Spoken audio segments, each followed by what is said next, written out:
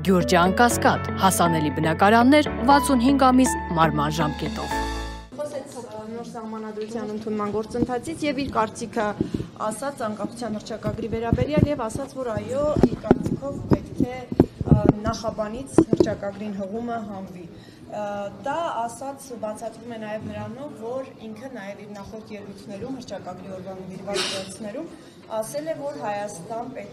պետականության չլինելու մասին է եւ հետեւապես իր կարծիքներն է, որ ոչ էլ սահմանադրությունը պետք է մնա։ Ձեր գնահատականը այս ամեն ինչի եւ արդյոք դուք այստեղ վարչապետի հայտարարության, դիրքորոշման, պատճառաբանությունների եւ Բաքվի պահանջների միջև կապ տեսնում եք։ Փաշինյանը որոշում է այն, ինչ իրեն Ալիևը թույլ է տալիս որոշել, մասնավորապես հեծանիվ քշել եւ սոխով ձվածեղ պատրաստել մնացորդների հետ, մնացորդներով։ Մնացած ամեն ինչը որոշվում է Բաքվում եւ պարտադրվում է պաշտոնական Երևանին։ Անկախության հռչակագիրը մեր պետության ստեղծման անկյունակարն է եղել։ Այդ անկախության հռչակագրի ոգով է կերտվել մեր պետությունը, այդ անկախության հռչակագրի ոգով են արձանագրվել մեր բոլոր հաջողությունները։ Այս հանրապետության հիմնական ձախողումը, որը եղել է, Նիկոլ Փաշինյանի վարչապետ դառնալն է եղել։ Դա է եղել 90 թվականից գոյություն ունեցող անկախ ինքնիշխան Հայաստանի հիմնական ձախողումը։ Ձեր հարցինի պատասխան։ Այո, դա ուղղակիորեն Ադրբեջանի պահանջն է եւ Փաշինյանը պատրաստ է գնալ ցանկացած իջման, ինչպես որ գնացել է նոյեմբերից 20 թվականից մինչեւ այսօր, որպիսի պահի իր իշխանությունը, որպիսի ինքը գնա ընտրությունների, իրան պետք է թղթի կտոր, որի վրա գրված կլինի խաղաղություն, անկախ նրանից, որ դա իր էությամբ լինելու է անվերապահ եւ բացարձակ կապիտուլյացիա, որ ինքը գնա ընտրությունների եւ ասի, տեսեք, ես խոստացել եմ խաղաղություն եւ ահա ինձ քվեարկեք, որ ես այս խաղաղ ընթացքը շարունակեմ, այլապես կգան ուրիշները եւ կբերեմ պատերազմ։ Դա համար ինքը կգնա բոլոր զիջումների, հասկանալով, որ իր իշխանության ներողություն գոյությունը կախված է ամբողջովին Ալիևի եւ Էրդողանի բարեհաճությունից։ Ավելին ասեմ, այս ընտրությունը, որ ինքը դրել է, կապիտուլյացիա, թե պատերազմ, սուտ է։ Դա միայն իր օրոք ստեղծված ընտրություն է։ Կա բանակցային լուծման ճանապարհ, կամ բանակցություններ, որոնց արդյունքում հնարավոր է ապահովել այնպիսի խաղաղություն, որը կբավարարի բոլոր կողմերի օրինական եւ կենսական շահերը։ Ինքը բերեց պատերազմ, իրագնալով պատերազմի վտանգը կվերանա։ Պարոն Խաչատյան, ինքը ասաց մի հարցում կար։ Ամեն դեպքում այս կրակոցները արդարացնել, ասում են, ես ուզում եմ հավատալ, որ այս կրակոցները սահմանի ամբողջ գծով չմանկարկություն են անում ադրբեջանցի զինվորականները կամ բնակչությանը այսպես վախեցնելու միտում ունեն։ Ինչու են փորձում անընդհատ այսպես արդարացնել Ադրբեջանի պահվածքը եւ իսկապես այդ կրակոցները, որ արդեն 1 ամիս է շարունակվում է, ադրբեջանցիների անկարգ պահվածքի արդյունք է։ Դեք գյումրեցիների խոսքով ասած Ղուրբանը տեղնին։ Այս մարդը արդարացնում է ադրբեջանցիների ամեն ինչ։ Ադրբեջանը վեր կացավ, ասեց Հայաստանը ֆաշիստական պետություն է։ Ինքը փոխանակասի ֆաշիստը ես եմ, թե մի հատ հայլու առաջ նայի, տես ով ես։ Ցեղասպան, հանցագործ, որը պետքա կանգնի միջազգային դատարանի առաջ, ասում է դե եկեք մի հատ հասկանանք ինչի ինքը մեզ կոչեց ֆաշիստ, ինչի ինքը մեզ կոչեց ռևանշիստ։ Այո, ինքը Ալիևին արդարացնում է, որովհետև կրկնում եմ, իր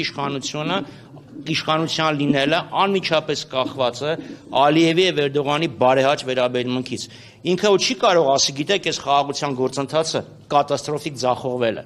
որովհետև դա կլինի իր քաղաքական վերջը։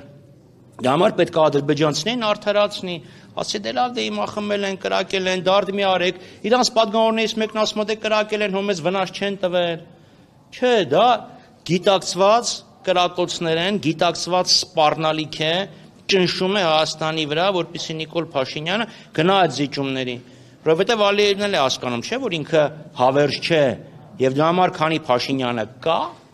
ինքը պետք է կարողանա բոլոր հնարավոր եւ անհնար զիջումները կորզել։ Պարոն Խաչատյան, երկու հարց։ Նախ դուք քանի որ ասում եք, որ Բաքվի պահանջով է ուղիղ այս որոշումը կայացնում Նիկոլ Փաշինյանը,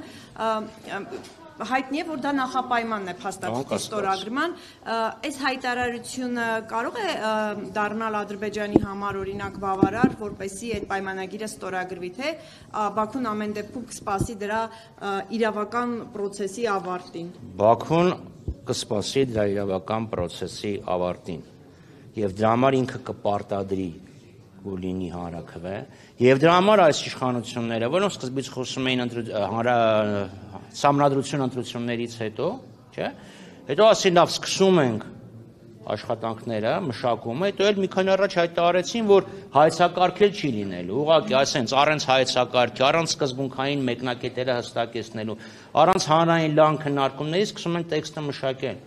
որովհետև կրկնում եմ, ինքը պետք է պարտադրի, փորձի պարտադրել ժողովրդին, Ադրբեջանի հրահանգով ընդունել մի սահմանադրություն, որ բավարարի Բաքվին, որպեսզի ինքը կարողանա մնա իշխանություն։ Դա է ամբողջ խնդիրը։ Ադրբեջանն է պիտի փոխի սահմանադրությունը։ Դա պահանջ է, թե ուղղակի այսպես արդարանալ եւ իսկ դա կմկմոց է։ Ասում են, որ այնտեղ էլ ունեն տարածքային պահանջներ, արևմտյան Ադրբեջանի մասին են խոսում։ Այս խոսակցությունը, որ նաեւ Ադրբեջանը իր 91 թվականի անկախության մասին սահմանադիր ակտով իրեն հայտարարում է մուսաֆաթական Ադրբեջանի իրավահաջորդը, դրանով իսկ տարածքային պահանջներ ներկայացնելով Հայաստանի Հանրապետության տարածքի մոտ 50%-ի նկատմամբ։ Այս իշխանությունները, որ ասում են, դե պետք է փոխեն, դա գիտեք, ներսի լսարանի դիմաց ամոթխած արդարացումներ են, Միրզոյանը Անտալիայում էր։ Դե թող ասեր, դուք էլ ձերը փոխեք։ Չասես, չէ՞։ Պարոն Խաչատյան, որտեղ վախենում է, կրկնում եմ, իր նպատակն է բոլոր զիջումներով պահել իշխանությունը։ Եվ Նիկոլ Փաշինյանը ամեն դեպքում ասաց, որ դա իր կարծիքն է, իսկ սահմանադրական փոփոխությունների հանձնաժողովը դեռ պետք է աշխատի եւ որոշում կայացնելը իրենց տիրույթում է։ Դուք ինչ եք կարծում, այս ազդակ կլինի արդեն հանձնաժողովի համար հենց այդ կոնցեպտով սահմանադրություն մշակել։ Իսկ դուք ինչ եք կարծում։ Իհարկե։ Իմ կարծիքը նույն կարծիքն է, որ ունեն բոլորը։ Այո, դա կլինի իր կարծիքը, որը ինքը ճակերտավոր կփորձի հանձնաժողովին ներկայացնել։ Դուք ինչ կարծում եք, որ հանձնաժողովը կարող է վեր կենալ իրենց նշանակողին ասի, չէ՞։ Ընդդիմությունը որոշել է չմասնակցել այդ քննարկումներին, գնալ, այսպես ասած, հակափաստարկներ ներկայացնել, որտեղ բոլոր հանձնաժողովները ինչ ձևավորվել է սահմանադրական, ընդդիմությունը բոյկոտել է։ Հնարավոր է այս անգամ վերանայում լինի եւ գնալ հենց այնտեղ ներկայացնել հակափաստարկներ։ Այստեղ թող տվեք, որ ես իմ անձնական կարծիքը հայտնեմ, որտեղ նախ ընդդիմության ամբողջ ընդդիմության անունից որևէ մեկը չի կարող խոսել, բայց կարծում եմ, որ ոչ, իմաստ չեմ տեսնում։ Ինչու՞ որտեղ համոզված եք, որ սա Ադրբեջանից եկող պահանջ է։ Դե որովհետև կազմը նայեք, ասկան այդ կազմը պարզ է չի ով է նշանակել եւ նշանակողի հրանգները պիտի այդ կազմը անի, չէ։ Կարող է մանր մի 2-3-4 հատ դերբական դարձվածների մեջ ինչ որ փոփոխություն անեն, բայց բովանդակային առումով անելու են ինչ որ իրենց հրանգում է Փաշինյանը։ Սա է մեր երկրի իրականությունը, հասկանում եք, եթե ինքը SMS-ով բարձրագույն դատական խորհրդի նախագահ է պաշտոնից հեռացնում, էլ ինչ է կասում։